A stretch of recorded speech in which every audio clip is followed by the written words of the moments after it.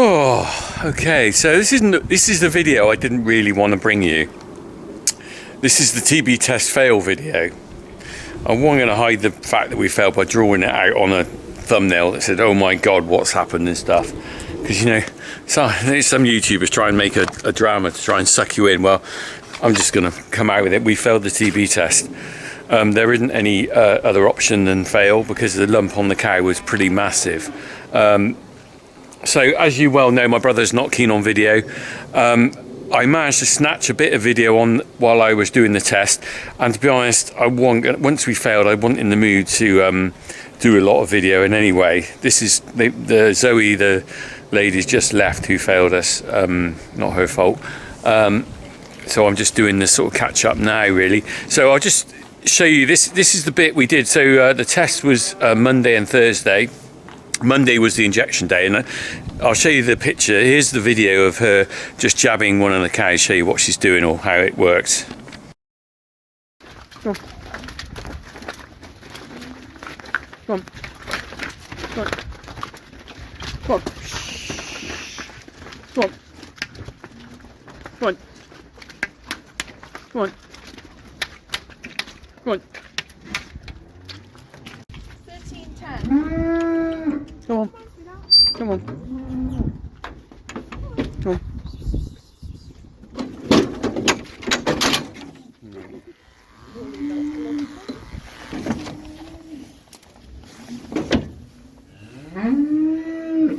6:6.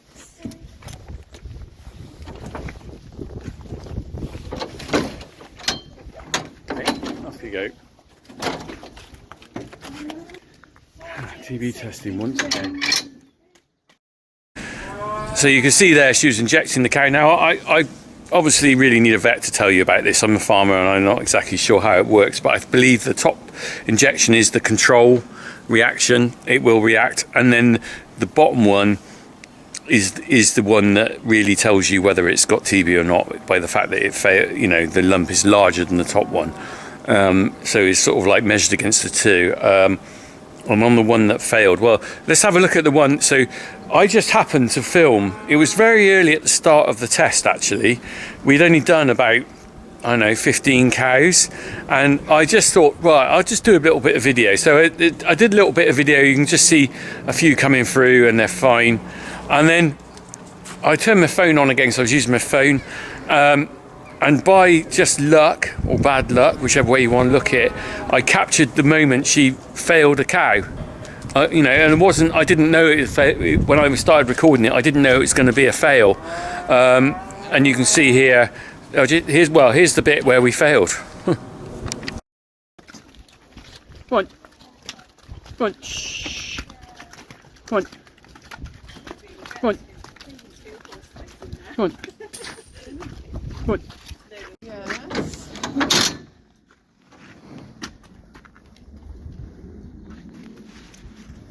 Rich, you're gonna hate me. Oh no, really? Do you think that's a reactor? Yes.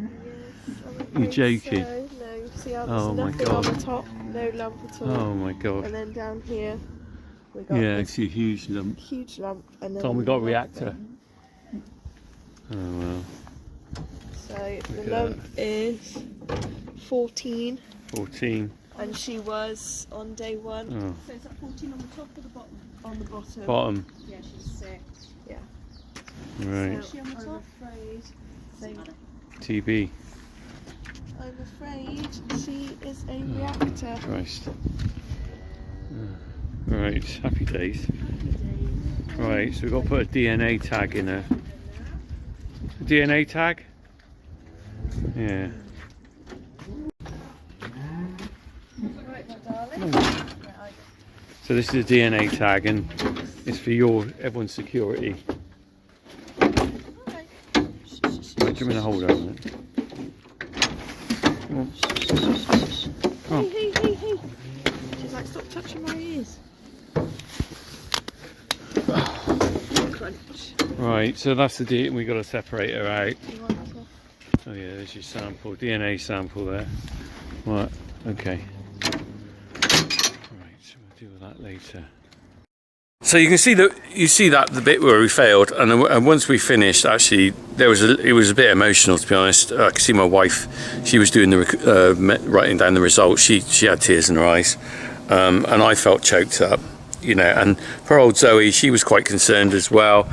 It is kind of like a bit of a, you kind of know what when you fail one, what's coming. It's bad for the cow, it's bad for all of us, and it's just horrific, really. So I was going to talk to you a bit about the implications and show you here's the cow now. We got her in isolation. Here she is, 501 TB. Look, she's a young cow. She's only had one calf, and she's a nice animal. Look at her. She's so literally, I can't be sure how old she is. She's no more than probably 3 years old. She's had one calf. She's just been served again, so she might be pregnant. I'm not sure, but maybe not. All intents and purposes, is a healthy animal. Look, she's eating, she's producing milk. I'm just going to go in with her, and you can see. I'll see if we can spot the lump. I'll talk to you about the implications of this in a minute. So here she is. Look. So always testing on the left-hand side here. Oh, I can't even see the. Oh, you can. So there is actually 2 lumps. No. Oh. Come on, stay girl. Stay still. Right, I'm going to zoom in on the neck. I don't know whether she'll. You can just see, look, there it is. There's the lesion, the lump, or whatever, the reaction. There's no. See the clipping above where there's nothing really, is there? Hardly anything to see. Oh, don't move your neck now. Look, that's just. It would be on the side that she doesn't want to show us, wouldn't it? Right, come on.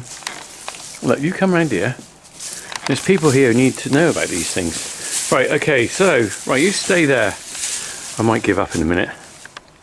Oh, right.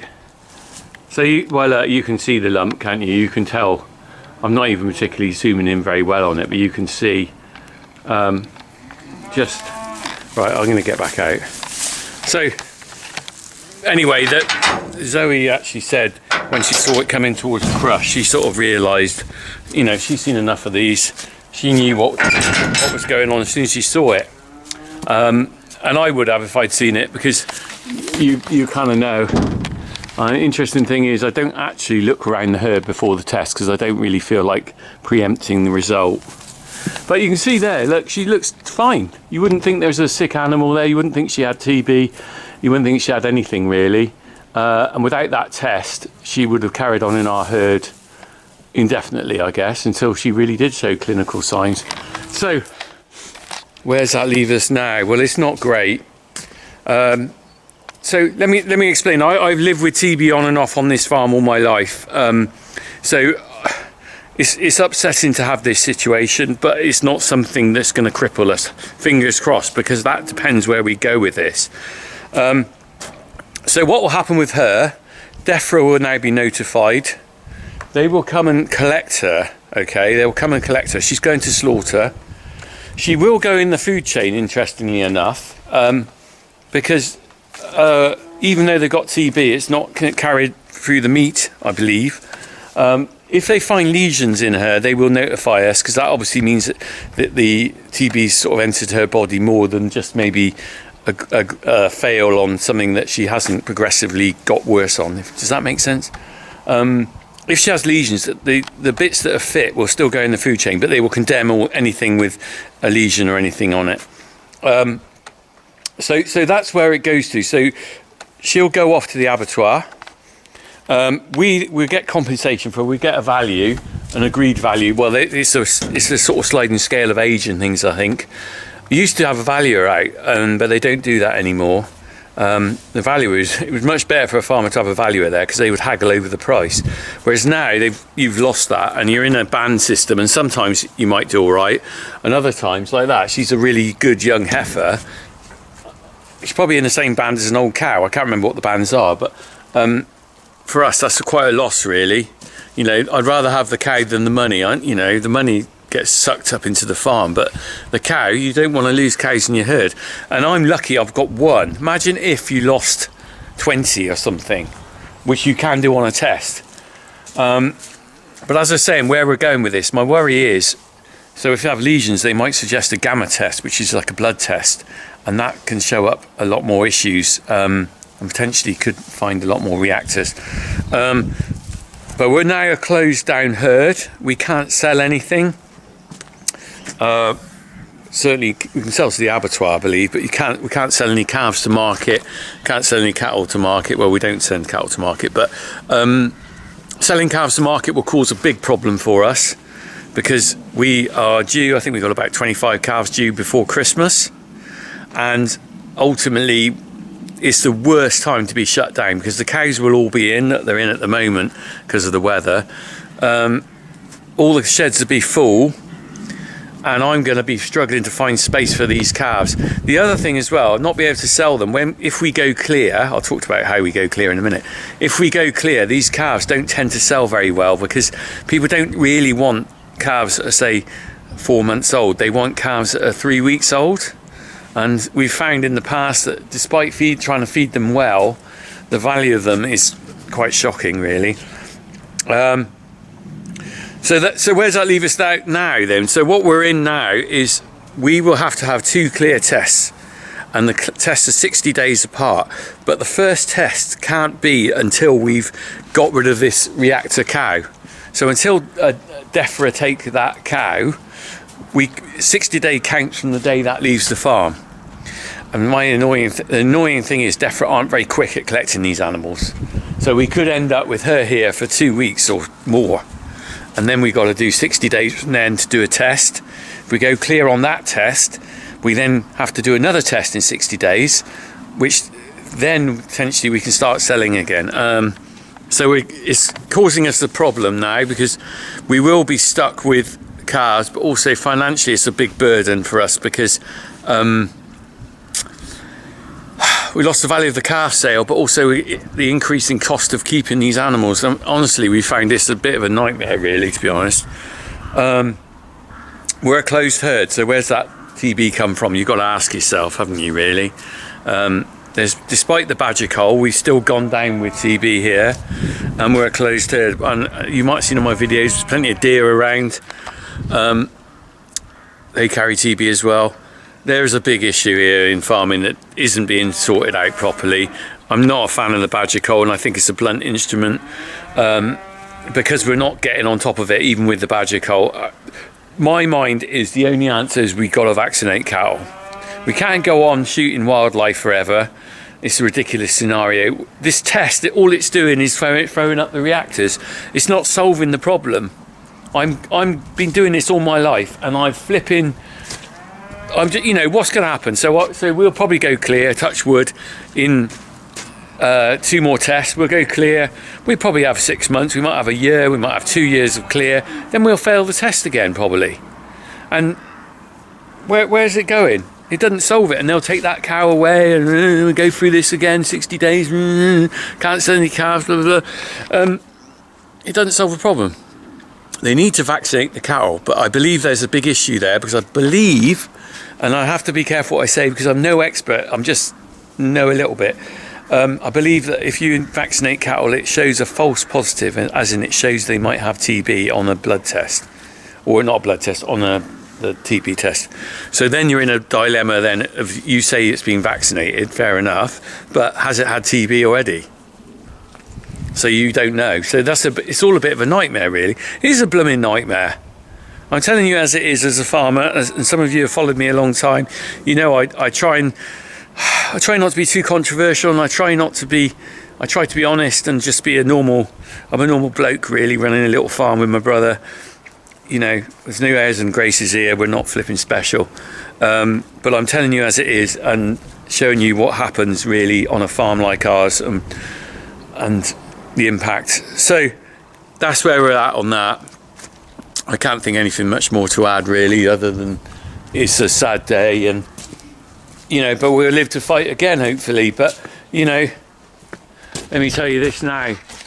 There she is. Look. Oh, girl, come on, look at you. Look at you. You can see the tag in the ear, look, the green tag. There it is. Where is it? No, she doesn't want to play ball, does she? There's the green tag, look, the TB reactor tag. The tag of doom. So there we go. As I said, there isn't much any of us can do. The only thing I'd say to you is that if you buy British products, at least you're supporting the British farmer. And buy a Funky Farmer calendar. If ever there's a reason to buy a Funky Farmer calendar this year or any year, this is the year, because it's been a blooming long year. Look, I'm looking at cattle in, flooded fields down there, TB cow here. Let's hope we don't get any other issues. All right, girl. All right. All right, girl. So we'll follow this story. You've watched my videos a long time, some of you, and it is like a video diary of farm life, isn't it? And this is no different. This is just another day on a dairy farm in South Gloucestershire. Right, we're not really cracking on today, are we? I'm just gonna go in and have a cup of tea, I suppose, and a biscuit. I think I've earned a biscuit today, don't you? All right, crack on, everyone. See you soon.